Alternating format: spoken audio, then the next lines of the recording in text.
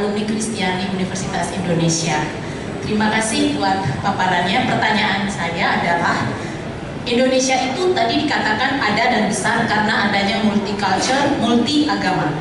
Di dalam konstitusi UUD 45 tidak dikenal istilah minoritas atau mayoritas. Pertanyaan saya, dari segi kesempatan untuk katakan tanda kutip minoritas untuk masuk ke dalam struktur birokrasi, apakah menurut bapak-bapak sudah ada kesetaraan, bukan kesamaan ya, tapi kesetaraan? Dan dari segi anggaran bagi kaum tanda kutip lagi minoritas, apakah sudah menunjukkan data anggaran yang proporsional? Terima kasih. Baik, kita tunggu ya. Pertanyaan kedua silakan, Ibu. Satu lagi, mungkin dari floor laki-laki boleh. Kita berikan waktu untuk dokter yang masih segar. Ya. Ada Pak Dokter yang baru segar, belum ada seminggu. Baru promosi minggu lalu. Terima kasih Pak, saya Irene Jaflaun, saya dari PSG GPIB Agape Cibubur. Saya ada satu pertanyaan.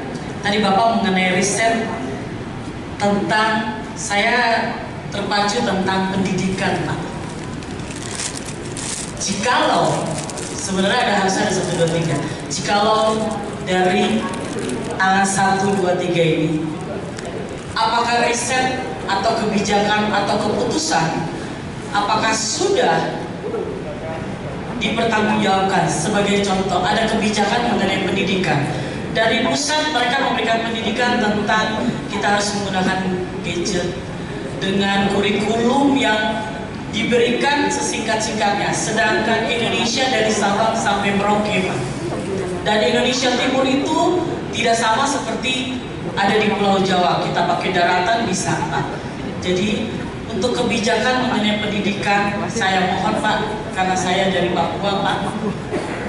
Di Papua itu ketika mengadakan kurikulum Pak, kebijakan yang ada di pusat, tidak sangat kita melewati dan bisa mengikuti aturan dari pemerintah pusat.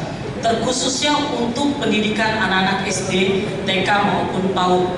Karena yang menghalangi adalah fasilitas mengenai angkutan dan juga informasi secara gadget ataupun yang harus mereka memberikan impact balik ke pusat.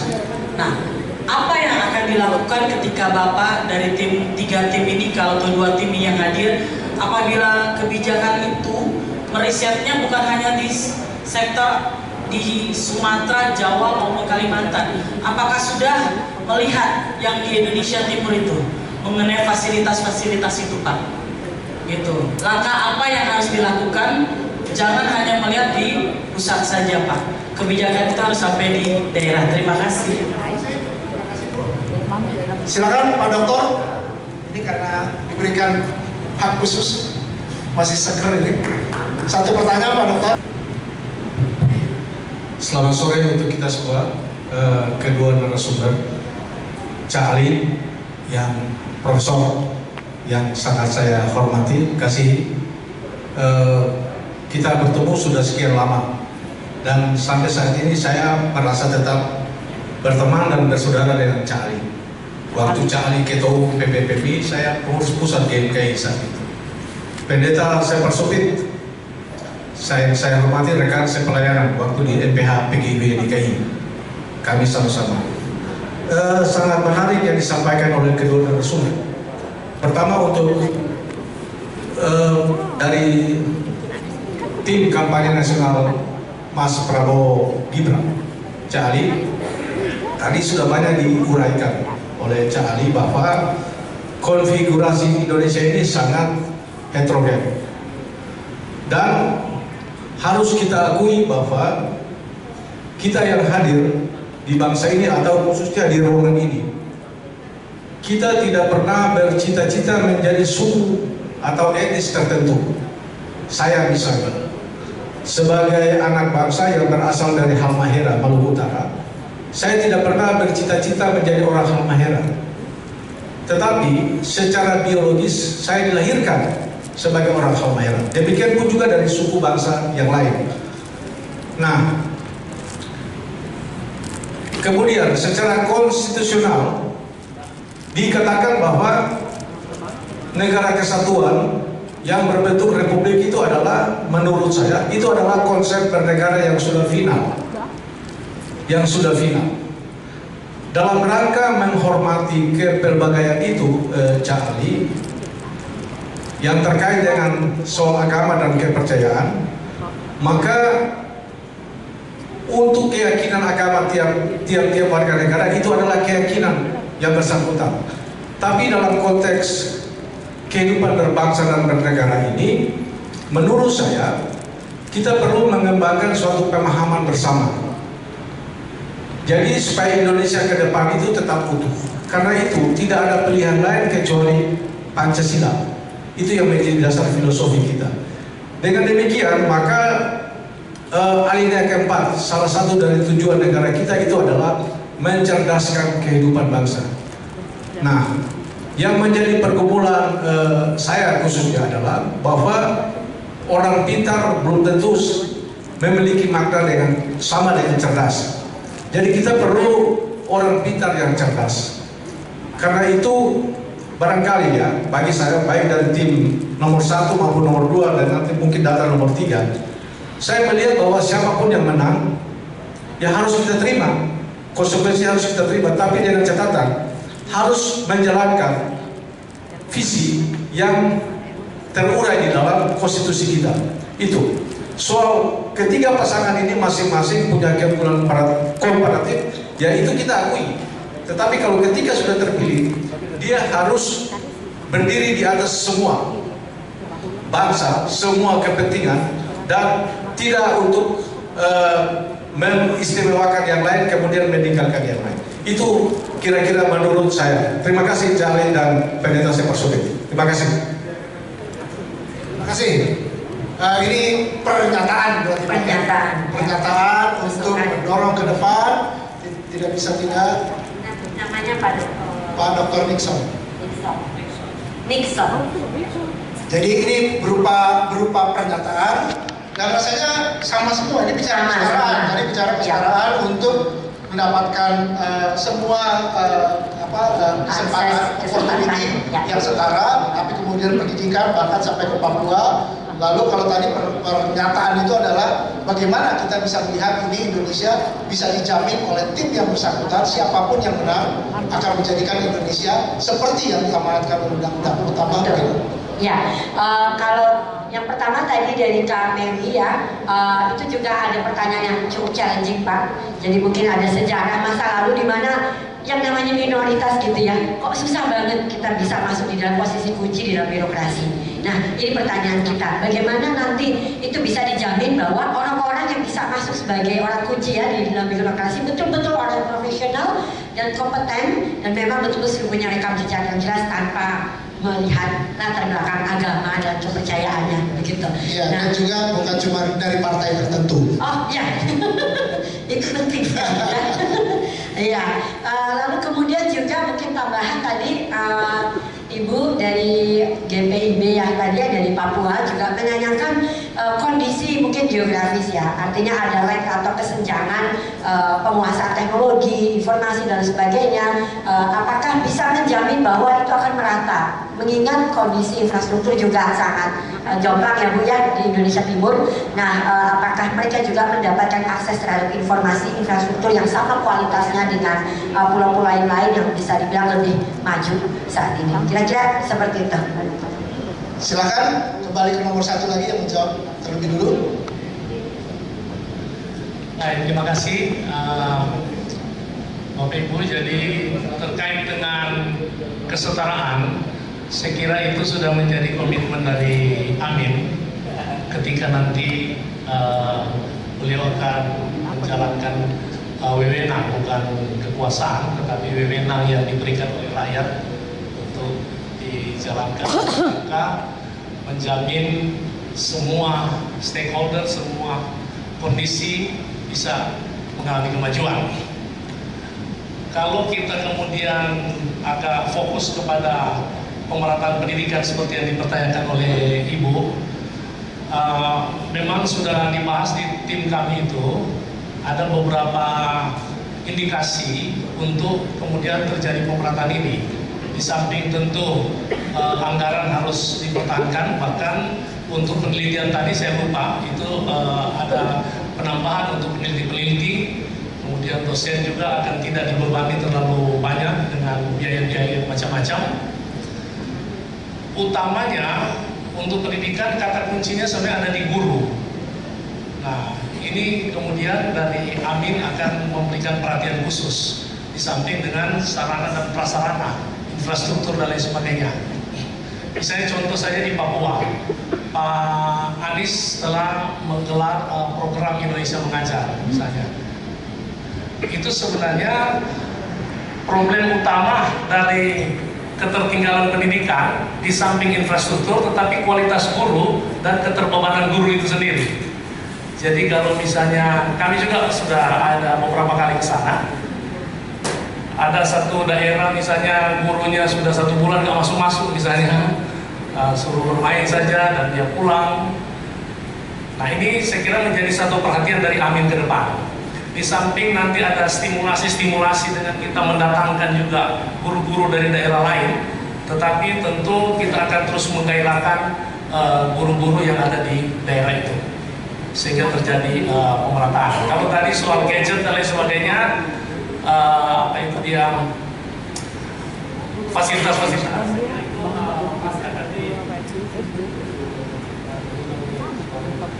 pasti akan diperhatikan oleh Amin ketika nanti pemerintah ke depan.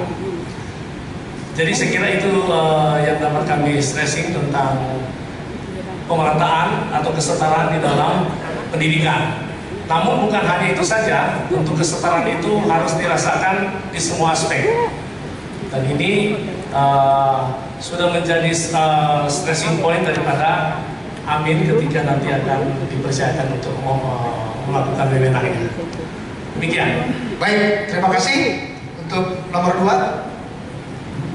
Ya, terima kasih. Saya akan menayangkan, izin mohon ditayangkan tentang 17 program Pak Prabowo dan Mas Gibran, khususnya 17, belakangnya, bawahnya, ini misinya, atasnya 17 program. Oke, ini 17 program. Yang nomor 2 itu Mbak Meli adalah reformasi politik, hukum, dan birokrasi. Jadi sudah menjadi komitmen dari 02 Mas Prabowo dan Mas Gibran adalah bahwa pola rekrutmen jabatan publik itu bukanlah diletakkan dari sisi kedekatan, tapi lebih pada 3 prinsip. Yang pertama adalah profesionalitasnya, yang kedua adalah kompetensi, karena memang ini zaman serba kompeten, semua harus terukur terhadap kompetensinya, dan yang ketiga adalah merit system. Ketika bicara 3 hal ini, maka tidak lagi bicara siapa Anda, tetapi apa yang bisa engkau kontribusikan untuk negara. Jadi pasal 27 Undang-Undang Dasar Negara Republik Indonesia tahun 1945 menyebutkan setiap warga negara mempunyai kedudukan hukum yang sama di dalam negara dan pemerintahan. Jadi tidak ada lagi diskriminasi, karena menjadi bagian dari kebutuhan Indonesia ke depan adalah kompetensi, profesionalitas, dan merit system. Siapa yang memang mempunyai kapabilitas, dialah yang akan memenangi di dalam konteks rekrutmen politik, rekrutmen jabatan-jabatan negara dan pemerintahan serta birokrasi. Jadi itu Mbak, jadi kita sudahi titipan-titipan yang tidak berkualitas. Kemudian yang kedua, Mbak siapa tadi namanya, yang dari Papua. Coba ada lagi yang disebut dengan penguatan pendidikan, sains dan teknologi serta digitalisasi. Ini bisa dilihat Di kanan bawah. nomor 2 dari nomor 3 yang kanan dari bawah. Karena itu kalau Indonesia terdiri dari Sabang sampai Merauke, Pulau Moyas sampai Pulau Rote, maka tidak boleh ada diskriminasi. Indonesia bukan Jawa, Indonesia bukan kota-kota besar, tapi Indonesia adalah seluruhnya. Karena itu digitalisasi dan akses internet itu menjadi komitmen dari Pak Prabowo Mas Gibran. Itu ya Mbak. Jadi dengan demikian, contohnya maaf Pak Jokowi telah menerapkan BBM 1 harga. Meskipun harus disubsidi biayanya dari Jawa, tapi itu konsekuensi negara. Lah nanti di mana itu Merauke, kemudian di Fakfak, Kaimana, termasuk yang atas, ya Sorong ke atas itu, maka dengan demikian tidak ada yang tidak terakses di dalam sistem pendidikan. Insya Allah itu yang akan dilakukan komitmennya. Yang terakhir Mas Iqbal, hari ini memang kita masih salam 1 jari, 2 jari, dan 3 jari. Kalau Pak Prabowo dan Mas Gibran menang, maka akan kita rubah adalah salam 5 jari, salam Pancasila. Jadi dengan demikian Pak Prabowo, Mas Gibran akan menjadi presiden, baik yang memilih maupun yang tidak memilih. Beliau akan menjadi presiden Republik Indonesia, bukan presidennya partai-partai koalisi Indonesia Maju. Karena itu pada saatnya jangan khawatir bahwa Pak Prabowo, Mas Gibran adalah tokoh yang teruji terhadap kepemimpinannya untuk mempertahankan Pancasila dan negara kesatuan Republik Indonesia. Cukup? Cukup, terima kasih. Masih ada closing statementnya sekarang, karena waktu juga kita jam 6 akan mulai dengan ibadah. Closing statement masing-masing tidak lebih dari setengah menit. Bang Tajam, sudah maaf karena sudah waktu untuk. Oke, jadi Indonesia bukan hari ini, tetapi Indonesia adalah depan. Kalau hari ini Indonesia adalah 14 negara terbesar di dunia, maka di bawah Pak Jokowi akan membawa minimal di 10 besar, karena sekarang PDB kita sangat besar. Saya yakin di bawah kepemimpinan Pak Prabowo, Mas Gibran, minimal kita akan menjadi negara 6 besar untuk 1 periode. Kalau 2 periode itu bisa menjadi 4 besar, seperti halnya apa yang diprediksi oleh McKinsey, bahwa the biggest the world adalah Indonesia. Indonesia yang bersatu, Indonesia yang maju, Indonesia yang tidak membeda-bedakan sesama anak bangsa, sesama warga negara, meskipun berbeda dari sisi agama, suku, etnik, dan culture yang ada di Indonesia. Salam 2 jari Indonesia. Terima kasih. Baik, terima kasih. Kita berikan applause. Assalamualaikum warahmatullahi wabarakatuh. Waalaikumsalam warahmatullahi wabarakatuh. Silakan. Terima kasih. Kita bersyukur kita sekarang hidup di negara merdeka, dan seperti disampaikan, kemerdekaan itu adalah jembatan emas menuju cita-cita proklamasi, yaitu masyarakat yang adil dan makmur. Tentu juga kita berterima kasih untuk pemimpin-pemimpin sebelumnya. Namun kita berharap bahwa untuk mencapai tujuan kepada masyarakat yang adil dan makmur, kita butuh seorang pemimpin yang betul-betul rekam jejaknya sudah ada, sudah nyata, dan syukur alhamdulillah Pak Victor, khususnya kita dari Jakarta ini, kita ada Pak Anies Baswedan yang memang dengan penuh pergumulan, tetapi ketika menuntaskan kepemimpinan di Jakarta, semua ternyata jalan baik-baik saja. Amin. Dan kemudian ketika nanti Tuhan mempercayakan yang lebih besar, tentu apa yang beliau sudah lakukan di Jakarta, yaitu menghadirkan rasa bahagia untuk warganya, yaitu dengan mengayomi semua agama, kemudian juga maju kotanya dengan pembangunan-pembangunan yang ada, itu tentu juga akan dilakukan ketika dia akan dipercayakan memimpin Indonesia ke depan.